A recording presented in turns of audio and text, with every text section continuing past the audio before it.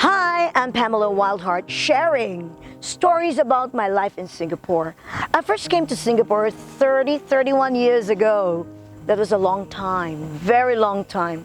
I came to the Lion City just to explore. I came from another contract, a music contract in another neighboring country. And I was so fascinated. I was attracted, attached, bonded to Singapore.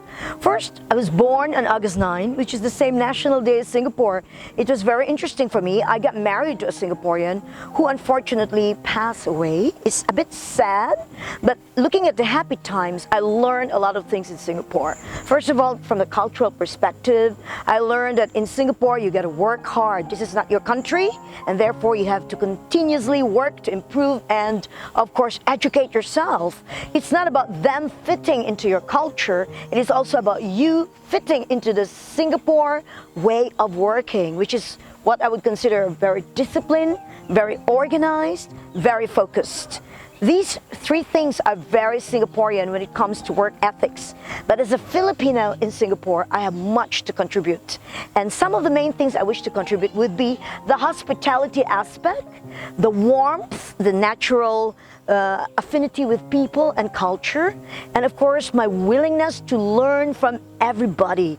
So the Filipino as a culture, we are very hospitable people. We like to learn new things, and we also love people. So I brought that with me, and I was always bringing in that warmth, that sunshiny optimism. When it's difficult, we can always overcome. I have this kind of aptitude towards working, and so my first job in Singapore was working in the radio station. Although I had another work with a world-class photographer, I'll never forget him. That was initially my first footsteps in Singapore. I also worked as an entertainer in Singapore.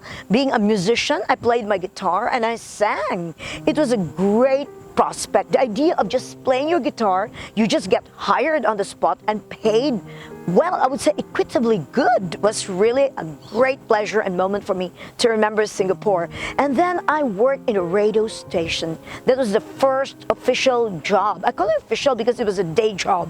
And I have to be working as a programs producer, presenter for radio, and of course became a very popular voice in the recording industry for radio broadcast in Singapore. And then I became the head of programming. Then I worked after 7 years. I wanted to do something different, and so I worked with 3 world-class attractions. This was more corporate, but more wild, working in the jungles. I never forgot my music. Of course, I continued to perform, to travel overseas in between for concerts, continued to write music, but I couldn't really fulfill the basic requirements of writing music and become an artist. I have to hop in as in different hats. One of them was like, I was working as a freelance educator, a lecturer, and that was a dream come true. I wanted to be a professor, and yes, I did get my dreams fulfilled.